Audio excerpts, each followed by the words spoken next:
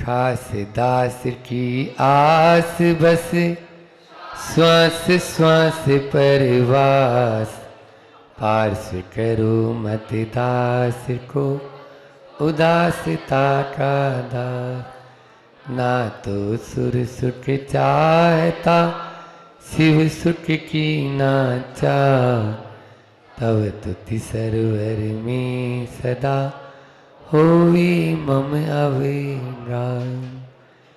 बोली मूल नायक चिंतामणि पारसनाथ भगवान की। थोड़ा दम लगा के बोलो। बोलिए परम उपकारी संत श्रोमणी आचार्य गुरुवर विद्यासागर जी महामुनि राज की।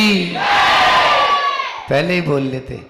परम पूज्य मुनि श्री 108 दुर्लभ सागर जी महाराज की।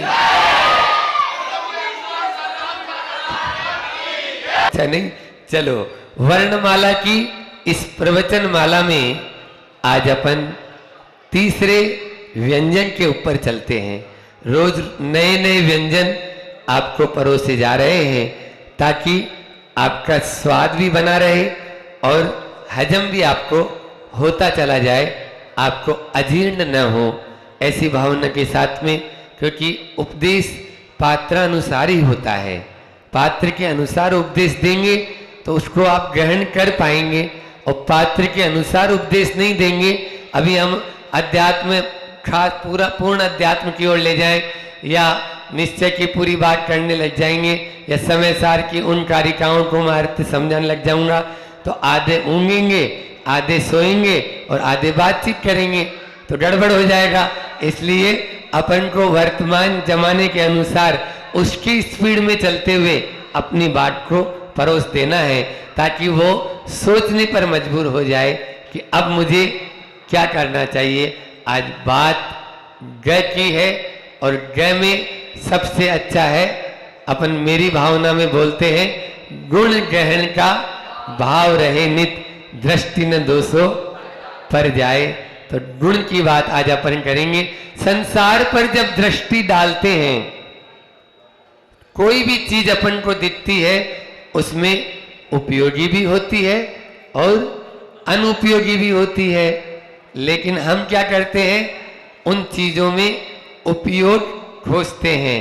और तो छोड़ो, यदि बनियान या चड्डी फट भी गई तो माताएं बहनें सोचती है घर में कि कम से कम पोंछा लगाने के काम में ही आ जाएगी, फेंकती नहीं है उसको।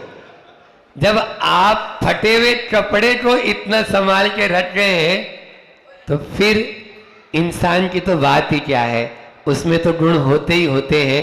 लेकिन हमारी दृष्टि हमेशा कमी निकालने में चाहती है। टूटी फूटी चीजों को तो आप अपने कबाड़े खाने की शोभा बना रहे हैं, और जो जीता जागता इंसान है उसमें केवल मात्र अवगुण ही खोज रहे हैं। ये तो अपनी सही दृष्टि नहीं कहलाएगी। आज गुण की बात है। 4 बिंदुओं पर अपन विचार करते हैं कि किस प्रकार से हम अपने गुणों को बढ़ाएं। सबसे पहले हम गुण ग्राहक बने। ग्राहक तो हो आप लोग, लेकिन अभी लूण तेल मिर्ची के ग्राहक हो। काय के ग्राहक हो? लूण तेल मिर्ची वो तो चाहिए ही चाहिए, लेकिन गुण के ग्राहक बने, फिर गुण गायक बने, गुण वाहक बने और गुण धारक बने। कौन कौन से बताए? 4 रिपीट कर लें अपन लोग। गुण ग्राहक बने, फिर गुण गायक बने, गुण धारक बने और गुण वाहक बने। गुण वाहक बने और गुण धारक बने। इन चारों को एक बार फिर से रिवीजन कर लें, क्योंकि भूलना तो अपना स्वभाव है। गुण के ग्राहक बने, गुणों के गायक बने, गुणों के वाहक बने और गुणों के धारक बनी जाएंगे। फिर तो ये 3 आप लोगों ने कर लिया ना, तो चौथा तो अपना आप आ जाएगा। गुण ग्राहक, गुण गायक और गुण वाहक बन जाएंगे तो हम गुण धारक बन जाएंगे। और जिस प्रकार से अरिहंत और सिद्ध परमेष्ठी गुणों के खजाने हैं, गुणों से ओतप्रोत हैं, वैसे ही हम भी उन गुणों को धारण कर सकते हैं। अभी मैं पाठशाला शाम को पढ़ाता हूं, तो उस पाठशाला में भी कल और परसों यही पढ़ाया था कि सब में गुण होते हैं। अरिहंत परमेष्टि के कितने मूल गुण, तो अरिहंत परमेष्टि के ऐसे सब परमेष्टियों के, पांचों परमेष्टियों के, फिर श्रावक में होते हैं 8 मूल गुण, है ना। वो भी गुण का धारक है, लेकिन वो गुण उसमें होने चाहिए। ऐसा नहीं कि अपन बोल तो रहे हैं, आप श्रावक हो या नहीं हो, बोलो श्रावक हो या नहीं हो, नहीं है। अब वो 8 मूल गुण जो है वो आप में होने चाहिए। रात्रि भोजन का त्याग होना चाहिए, नित्य देव दर्शन करने वाले होने चाहिए, जीवों पर दया करना आना चाहिए, मध्य मास मधु का त्याग होना चाहिए, पंच उदंबर फलों का त्याग होना चाहिए। ये तो सब पे ये होना ही चाहिए ना। ये 8 होंगे तब ही आप पानी छान कर पीना चाहिए। हाँ, जैनी होके पानी ना छाना और हाय वीर होटल में खाए, ऐसा भजन सुना है हमने। हाँ है ना भजन। क्यों मणि, देखो मणि हंस रहा है, इसका मतलब है। तो सबसे पहले गुण ग्राहक बने, गुणों को ग्रहण करने वाले बने। हम तो दोषों को ग्रहण करते हैं, गुणों को ग्रहण नहीं करते हैं, यही हमारी विडंबना है। गुणों को ग्रहण करेंगे तभी हम आगे बढ़ पाएंगे, और गुणों को ग्रहण वही कर पाएगा जिसकी गुणों पर दृष्टि होगी। तो मैं कह रहा था गुण ग्रहण का भाव रहना चाहिए। गुणों को ग्रहण तभी करेंगे जब हम गुणों पर दृष्टि रखेंगे। रामायण का वह प्रसंग मुझे याद आ रहा है कि रामचंद्र जी गुणों पर, जो मर्यादा पुरुषोत्तम राम थे, जिन्होंने, जिनकी पत्नी को भी हरण करके रावण ले गया, जिनको युद्ध की चेतावनी दे रहा है, दिया और हराने की कोशिश भी की, वह जब मरणासन्न था तो राम के अंदर में गुणों को देखने की दृष्टि के लिए कितना अच्छा उदाहरण है कि राम लक्ष्मण को बोलते हैं, जाओ लक्ष्मण, रावण नीति निपुण व्यक्ति था, नीतियों का खजाना था उसके पास में है, और तुम जाओ उससे वो नीतियां ग्रहण कर लो, वो तुम्हें दे देगा। बहुत ज्ञानी था रावण, अब वो मरणासन है, कम से कम वो नीतियां उससे ग्रहण कर सकते हो। अब पहले तो लक्ष्मण अपना नाक मुंह चढ़ाने लगा, कहा मैं वो देगा, 1 नंबर का दुश्मन है अपना, नहीं तुम जाओ दे देगा। गया और सिर के पास जाके खड़ा हो गया। सुन रहे हो, सिर के पास जाके, अभिमानी की यही दशा होती है। अब वो सिर के पास जा, भैया ने भेजा है, आपके पास में बहुत सारी नीतियां हैं, दे दो। अब इतने अहंकार में कोई बात करेगा तो क्या उसको कुछ मिलेगा? कुछ नहीं। रावण मौन, लक्ष्मण वापस लौटा, बोला था मैंने पहले ही, आपने मेरी नाक कटा दी फालतू वहां बेच के, क्यों भेजा था मुझे आपने? वो बहुत अभिमानी है, वो क्या देगा?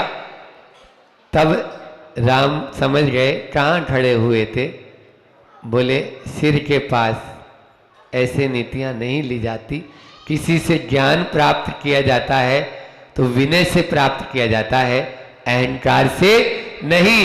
अहंकार में कभी ज्ञान की प्राप्ति नहीं होगी, विनय से ही ज्ञान की प्राप्ति होगी। तुम जाओ और विनय से अब जाओ, तुम वहां पर एक विजेता बनकर नहीं, एक विनयी बनकर जाओ। इस बार भैया के समझाने पर लक्ष्मण फिर गया, चरणों की तरफ जाकर बैठकर निवेदन किया, प्रणाम किया कि मुझे भैया ने भेजा है, आपके पास में बहुत नीतियां हैं, आप दे दो। और कहते हैं रावण ने वो सारी नीतियां लक्ष्मण को बता दी। ये क्या था? गुण ग्रहण का भाव था। कौन के अंदर? राम के अंदर। गुणों को ग्रहण करने का। हम सब बाजार में रोज जाते हैं, आप लोग, आपको यदि मान लीजिए महिलाएं होती है, उनको आभूषण खरीदना है, अब हजारों दुकानें हैं, बोलो क्या उन दुकानों पर दृष्टि जाती है? नहीं, आपको केवल आभूषण की दुकान पर ही जाएगी, या बर्तन लेना है तो महावीर बर्तन भंडार पे ही दृष्टि जाएगी। अब बाजना में भले ही कितनी दुकानें हो, उनसे कोई मतलब नहीं, क्योंकि हमें तो अभी महाराज जी आए हुए हैं, अच्छे नए नए बर्तन चाहिए, थाली चाहिए, कटोरी चाहिए, तो वो सब वहां पर एक ही। उसमें भी आपको यदि जग खरीदना है तो अब उस दुकान पर गए हैं तो जग पर दृष्टि जाएगी, अन्य पर दृष्टि नहीं। हमारे संत यही कहते हैं, जो सामने वाले में अवगुण है उन पर दृष्टि मत रखो। तुम्हें जो चीज चाहिए उस पर दृष्टि रखते हो, तो जो चीज नहीं चाहिए उस पर नहीं रखते हो। तो बताओ, गुण चाहिए या दोष? तो दोषों पर दृष्टि क्यों रखते हो? जिस गांव जाना ही नहीं उसका एड्रेस क्यों पूछते हो? जिस गली में जाना ही नहीं उसका पता क्यों पूछते हैं? अपन पूछते ही नहीं। तो इसी प्रकार से गुण, बुराई की ओर दृष्टि, हमें बुराई को ग्रहण करना ही नहीं है। तो मेरा आप सभी से यही कहना है कि गुणों को ग्रहण करने का भाव होना चाहिए। विवेकानंद, जो स्वामी विवेकानंद हुए हैं,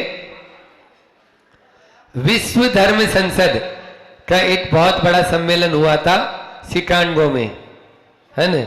उस समय वो वहां पर गए भारत का प्रतिनिधित्व करते हुए, और वहां पर जब वो पहुंचे तो सब धर्म ग्रंथ एक के ऊपर एक रखे हुए थे। जो गीता थी, भारतीय धर्म ग्रंथ, सबसे नीचे रखा हुआ था। किसी ने चिढ़ाने की दृष्टि से कहा, देखो तुम्हारे धर्म ग्रंथ को सबसे नीचे रखा है।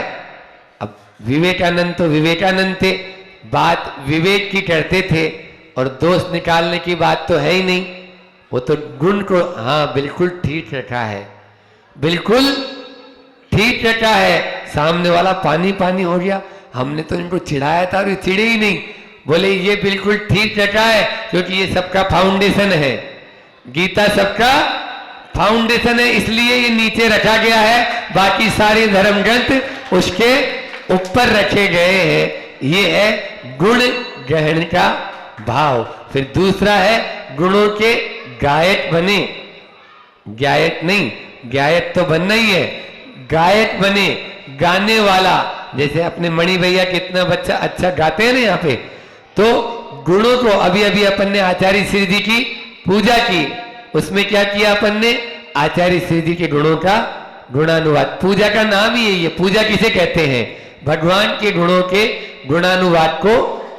आज गुणों की बात कर रहे हैं, तो पूजा का अर्थ आपसे कोई पूछे तो भगवान के जो गुण हैं उनका गुणानुवाद हम हृदय से करें, वो पूजा कहलाती है।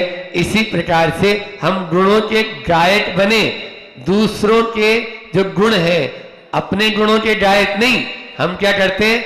अपने गुणों को गाना लग जाते हैं, दूसरों के गुणों को नहीं। मैं ये हूं, मैं वो हूं, मैं ऐसा हूं, मैं वैसा हूं, अपनी उपाधियां पूरी गिना देंगे, लेकिन दूसरों में जो गुण है उनको अपन, आप देखो परोक्ष में भी यदि कोई आपके सामने नहीं, आपके पीठ पीछे कोई आपके गुणों को गाएगा तो आपको कैसा लगेगा?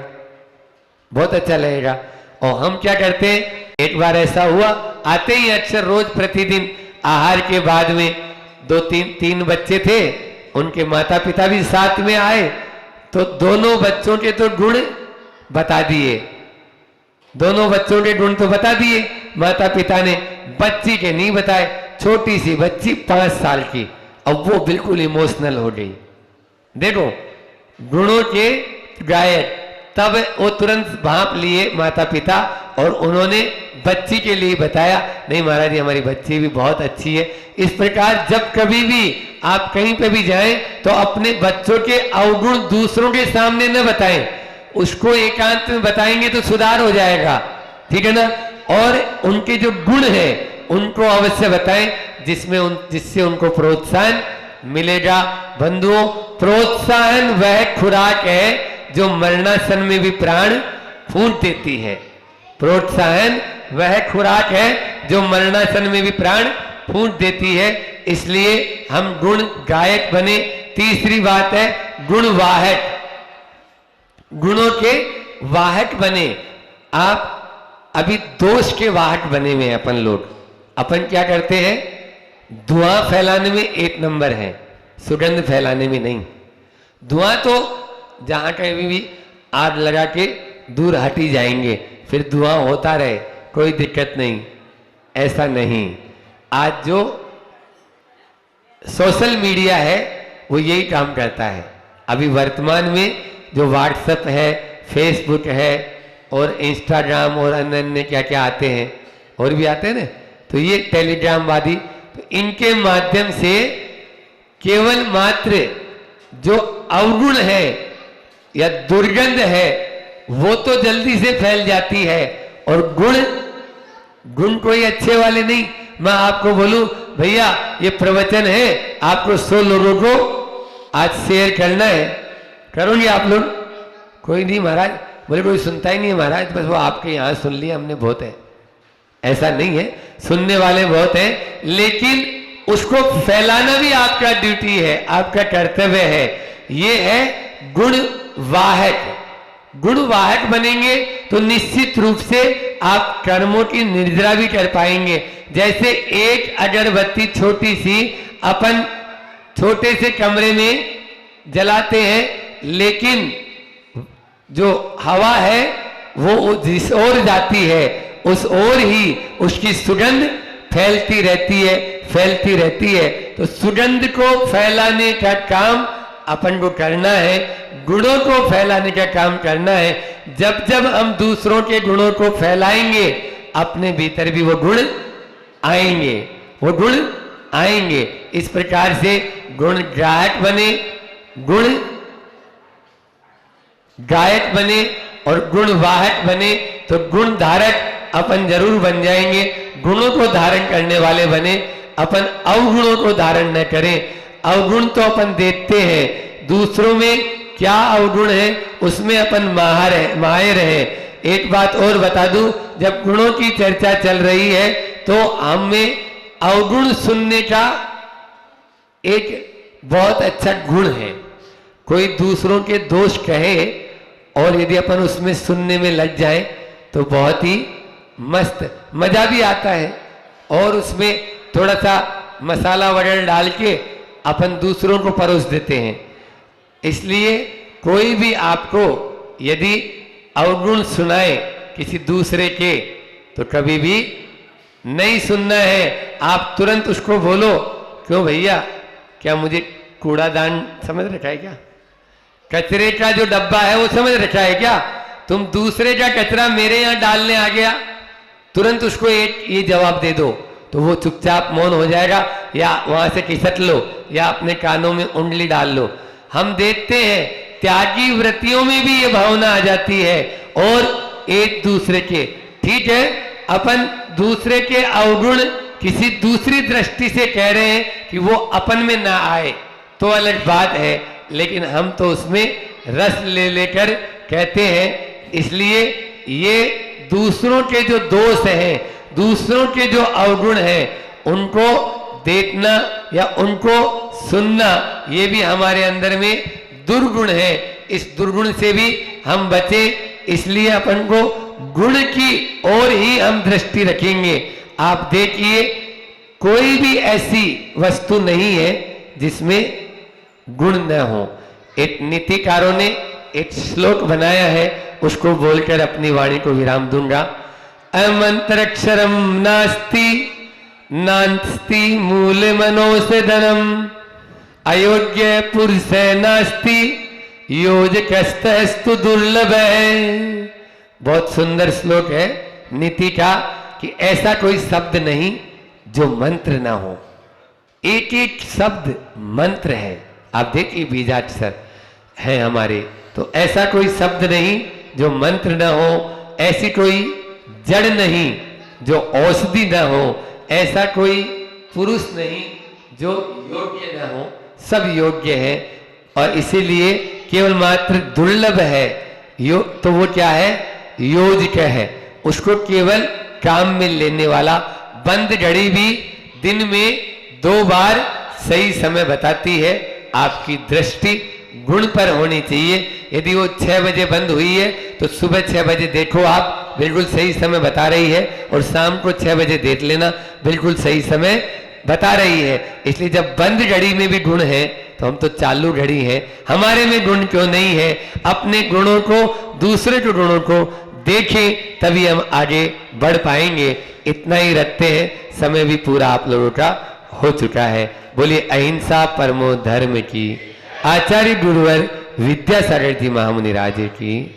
संबोधन मिला, उसने सुना और सुनने के बाद माना। अनेकों उदाहरण है, देख लो रात्रि भोजन के त्याग के विषय में। वो एक सियार की कथानक आपने सुना होगा, वो ऊपर जाता था तो दिन और नीचे आता था तो रात, वो ऊपर जाता था तो दिन और नीचे आता था तो रात, वही ऊपर नीचे में उसके प्राण निकल गए तो उसका कल्याण हो गया।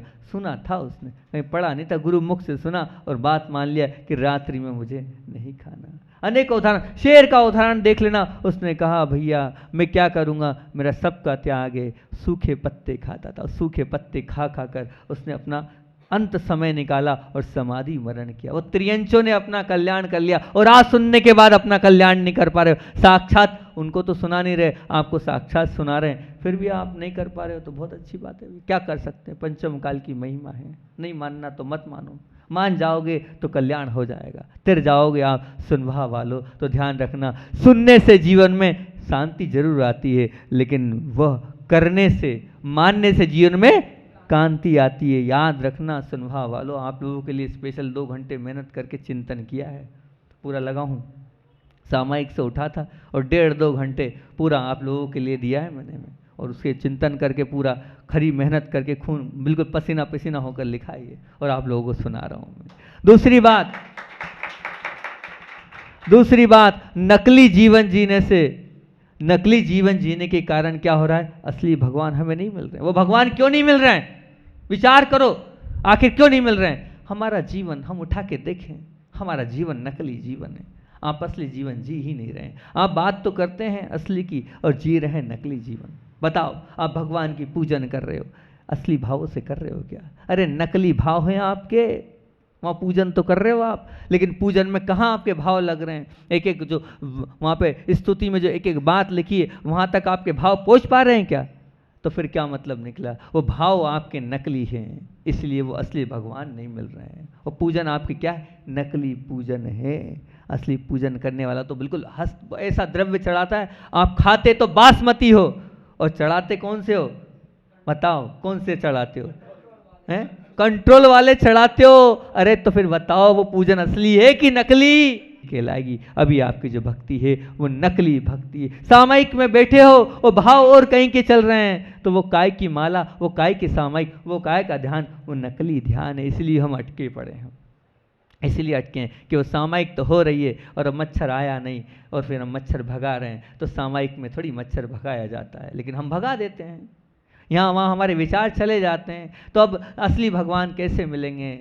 नकली सामायिक से असली भगवान नहीं मिलते। प्रतिकरण खूब कर रहे हैं, क्षमा याचना खूब मांग रहे हैं, खूब कह रहे हैं हाँ हमने गलत किया, लेकिन भाव से नहीं किया, बाहर से प्रतिक्रमण खूब हो रहा है। वो नकली प्रतिक्रमण है, वो नकली माफी है, वो नकली क्षमा याचना है। असली क्षमा याचना तो हृदय से होती। कहाँ से होती है?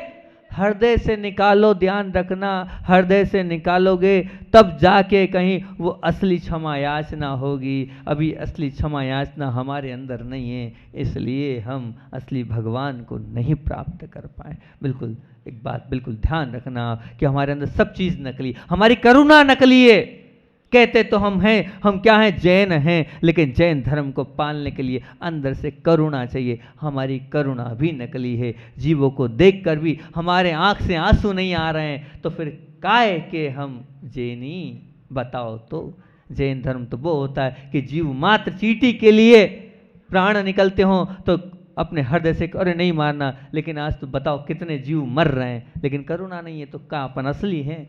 नकली हैं भैया, बिल्कुल मान के चलना नकली है। हमारा व्यापार हो रहा है, कितनी हिंसा हो रही है, असली कर रहे हैं हम जैन हैं तो बिल्कुल वो हिंसा हो रही तो हो रही, हमारा नुकसान नहीं होना चाहिए। नुकसान हो रहा है तो सब खत्म।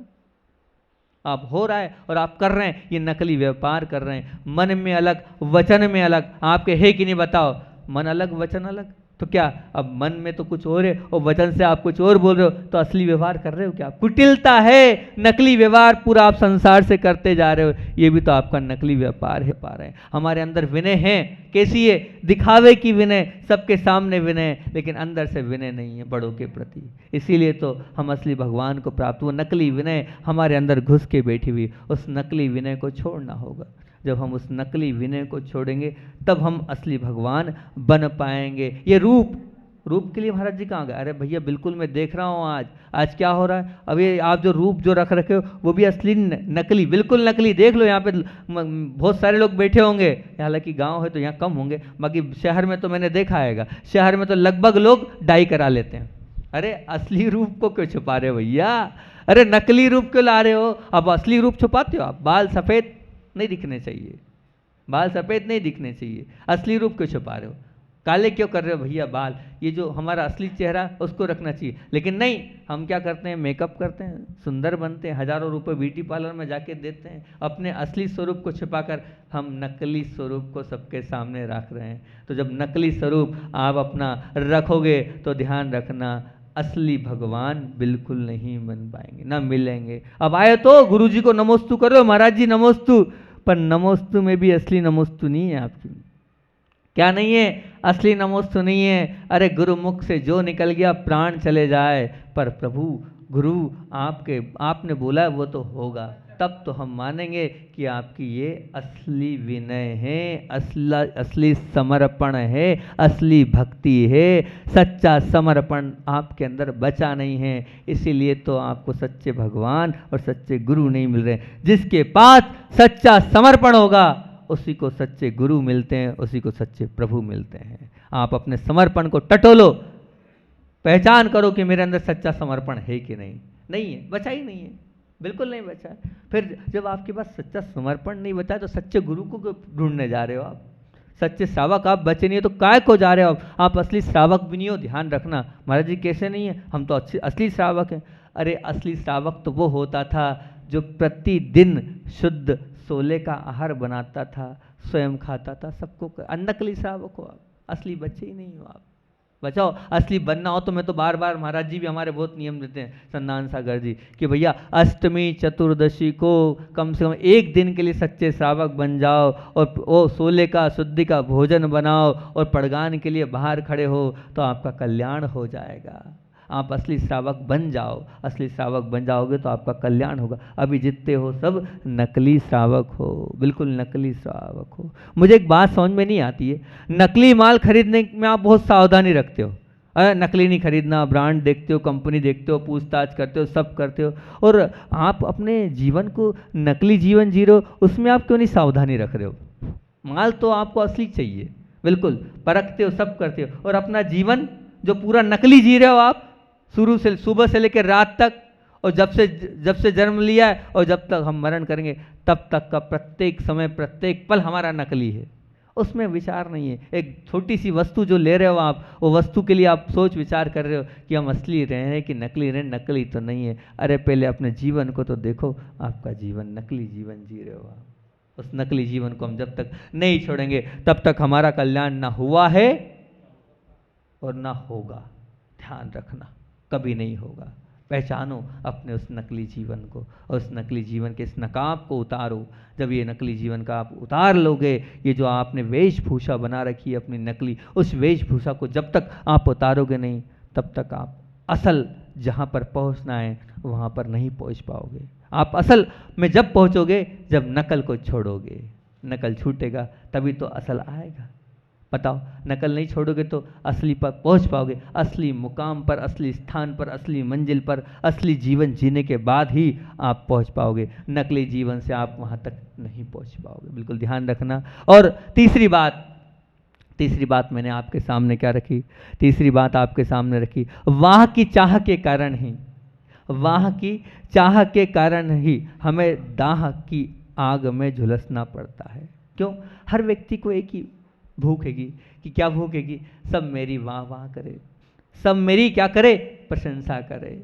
मैं जो कार्य कर रहा हूँ सब उसके ताली बजाए। हर एक को बड़ा शौक है, अलग अलग संगीत सुनने का शौक है, लेकिन किसी को ताली सुनने का शौक है, कि वे ताली बज जाए, मैं जो कर रहा हूँ वाह वाह हो जाए बस। ये जो ताली सुनने की भूख और जो वाह वाह सुनने की जो हमारी भूख है, वो ध्यान रखना, वो हमें नीचे की ओर ले जाएगी। हम कार्य तो कर रहे हैं, पर जब तक उसकी प्रशंसा नहीं करते तब तक हमारा वो कार्य कैसा रहता है, अधूरा सा लगता है कि ये कार्य हमारा कैसा है, अधूरा है। लेकिन वो जो भूख है हमारी वाह सुनने की, वो वाह सुनने की भूख, ये बात ध्यान रखना। एक बार वो जो आपके पेट की भूख है ना, पेट की भूख हो सकता है रोटी से, सब्जी से, दाल से भर जाए, पर ध्यान रखना ये जो वाह की भूख है ना, ये कभी बढ़ने वाली, मतलब खत्म नहीं होने वाली है, उल्टी क्या होने वाली है, बढ़ने वाली है। ये जो वाह की भूख है, ये जितना जितना आप वाह वाह की को सुनते जाओगे, वो उतनी उतनी भूख बढ़ती जाएगी और बढ़ती जाएगी और बढ़ती जाएगी। हमारे आचार्य श्री जी इसको क्या बोलते हैं मालूम है? इसको बोलते हैं ख्याति पूजा लाभ। क्या है? सबको खाती जाती है। ख्याति पूजा लाभ सबको खाती जाती है। ध्यान रखना, जिसके मन में ख्याति पूजा लाभ की भूख है, वो ख्याति पूजा लाभ उसी को खा जाएगी, उसी को खा जाएगी। अगर आप चाहते हो कि नहीं मुझे नहीं खाना है, मुझे कोई नहीं खाए, तो ख्याति पूजा लाभ से दूर होती है। और जैसे एक और शब्द बोलते हैं, ख्याति क्या है? बोले ख्याति क्या है? बोले ख्याति खाई है। क्या है? खाइए। बोले ख्याति जिसके मन में बैठ गई, अपनी प्रशंसा के भाव, अपनी वाह वाह के भाव जिसके बार बार बैठ गए, वो मान के चलना वो खाई में जाने के भाव कर रहा है, वो गड्ढे में गिरने के भाव कर रहा है। वो काय के भाव कर रहा है? गड्ढे में गिरने के भाव कर रहा है। तो वाह सुनने की अपेक्षा, एक और बात बहुत अच्छी सुन, वाह वालो सुनो, बहुत अच्छी बात सुन लो कि क्या सुनना, सुन वाह नाम है ना आपका गांव का, सुन वाह। तो वाह सुनने की अपेक्षा, वाह सुनने की अपेक्षा वाह वाह करने की आप आदत डाल लो। सुन वाह वालो तो तुम्हारा कल्याण हो जाएगा। क्या बोला? वाह सुनने की अपेक्षा वाह वाह करने की आदत डाल लो तो तुम्हारा कल्याण हो जाएगा। अपना कल्याण चाहते हो ना, तो वो खूब वाह वाह करो, अपनी नहीं दूसरों की। जितनी तुम दूसरों की वाह वाह करोगे, उतना तुम्हारा समझ लेना क्या नंबर बढ़ते जा रहे हैं और तुम्हारा कल्याण होते जा रहा है। अपनी वाह सुनना नहीं, अपनी वाह जब आए तो कान पे उंगली लगा लेना, भूल जाना कि मेरी वाह वाह हो रही है, मेरी नहीं हो रही है। धर्म की वाह वाह हो रही है ये मानना, मेरी नहीं हो रही परिवार की वाह वाह हो रही ये मानना, मेरी नहीं गुरु की वाह वाह हो रही ये मानना। क्योंकि देखो आचार्य भगवान की जब भी कुछ बात वाह वाह होती तो वो क्या करते हैं? मेरा कुछ नहीं है, सब कुछ किसका है? आचार्य ज्ञान सागर जी महाराज जी का है। उनने कभी वाह नहीं सुनी। और कोई वाह करता है तो वो दूसरों पे, अपने बड़ों पर ढोल देते हैं। तो आपकी कभी वाह वाह हो तो ध्यान रखना कहाँ डाल देना?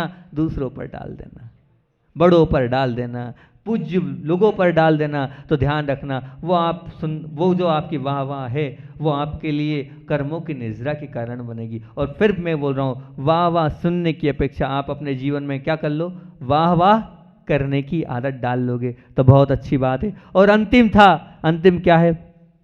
हाथ मिलाओगे तभी प्रसन्नता से जीवन जी पाओगे। हाथ मिलाओ आप। अगर आप चाहते हो कि हमारा जीवन बहुत अच्छा, बहुत प्रसन्नता से गुजरे, तो ध्यान रखना ये जीवन, ये संसार मिला है, हाथ मिलाते चलो, कलुषताओं को समाप्त करते चलो। और ये थोड़ा सा जीवन है, क्या भरोसा कब क्या हो जाए, पता है आपको अपने समय का? अभी यहाँ से वहाँ गए, पता नहीं हमारे प्राण प्रखेर उड़ गए तो क्या कर लेंगे। तो क्यों भैया, हाथ मिलाकर कषाय को समाप्त करो, द्वेष को समाप्त करो। अरे सब जो अंदर बैठा हुआ कचरा है उसको समाप्त कर लो और मिल लो गले और हाथ मिला लो। ध्यान रखना, जिन्होंने हाथ मिलाया है, बहुत अच्छी बात बोल रहा हूँ, जिन्होंने हाथ मिलाया है उन्हीं ने संसार में सबका साथ पाया है। क्या बोला? जिन्होंने हाथ मिलाया है, जिन्होंने हाथ मिलाया उन्हीं ने संसार में सबका साथ पाया है। अगर तुम सबका साथ पाना चाहते हो तो अपने जीवन में हाथ मिलाओ। लेकिन हाथ भी ऐसे नहीं मिलाना। कैसे मिलाना है? तो हाथ मिलाना कैसे है? तो हाथ मिलाना है आपको नेता की तरह नहीं, कर्म के विजेता बनना है। कर्म के आपको विजेता बनना, तो नेता की तरह हाथ मिलाना नहीं। नेता कैसे होते पता है आपको? नेता ऐसे होते सिर्फ हाथ मिलाते हैं, लेकिन अंदर में बहुत कुछ रखते हैं। वैसा तुम हाथ नहीं मिलाना। अगर वास्तविकता में कर्म के विजेता बनना हो तो नेता के तरह नहीं, हमारे प्रभु ने जैसा हाथ मिलाया है वैसे हाथ मिलाओ। बिल्कुल मन वचन काय से हमने क्षमा किया और आप भी हमें क्षमा करो, तब कहीं जाकर हमारा कल्याण होगा, तब कहीं जाकर हम ऊपर उठ पाएंगे। सोचो, विचार करो। अंत में इतनी बात बोलता हूँ कि हमारे यहाँ क्षमावाणी बनती थी। मतलब क्यों होती क्षमावाणी? इसलिए क्षमावाणी होती है कि कारण ये क्षमावाणी हम दूर कर लें। अगर मन में अगर है वो कषाय, ध्यान से सुनना सुनवाह वालों, आपके काम की बात कर रहा हूँ, आपका भला करने की बात बता रहा हूँ। तो अगर हमारे मन में अगर कषाय भरी है और हमने कषाय को रख रखा है और अगर मान लो वो अधिक हो गई तो क्या होगी पता है आपको? अगर 6 माह से अधिक हो गई तो क्या होता है? अनंतानुबंधी। कितनी? अनंतानुबंधी। अनंतानुबंधी जहाँ ही हमारा संसार अनंत हो जाएगा हमारा। इसीलिए साल में 3 बार 10 लक्षण आते हैं, लेकिन हम बनाते नहीं है, अलग बात है। इसलिए वो रखा गया है कि 6 महीने में मामला निपट जाए और क्षमावाणी हो जाए, ताकि जो अनंत संसार है वो सामने वाले का नहीं बने। इसलिए क्षमावाणी, अगर आप वास्तविकता में अपने अनंत संसार को कम करना चाहते हो तो वो क्या, क्षमा कर लो और क्षमा दे दो, क्षमावाणी बना लोगे और एक दूसरे के साथ मिल जाओगे तो आपका कल्याण हो जाएगा। ये निश्चित मान के चलना। मैं तो यहाँ तक बोलता हूँ, हाथ मिलाने के भाव रखोगे, हाथ मिलाने के भाव रखोगे तो हथियार रखने वाले हाथ भी आपके साथ हो जाएंगे। हाथ मिलाने के भाव रखोगे तो हथियार रखने वाले जो हाथ हैं वो भी आपके साथ हो जाओगे। पहले आप तो भाव रखो, वो भले ही हथियार लिए पर आप कहोगे नहीं भैया, नहीं भैया, हाथ आप जोड़ोगे और आप हाथ आगे बढ़ाओगे तो निश्चित जिसके पास हथियार है वो हथियार भी पटक देगा और आपके चरणों में गिर पड़ेगा, आपके चरणों में आ जाएगा, आएगा, निश्चित आएगा। पर पहले आप तो आगे बढ़ो हाथ मिलाने के लिए, तब वो हथियार छोड़ेगा।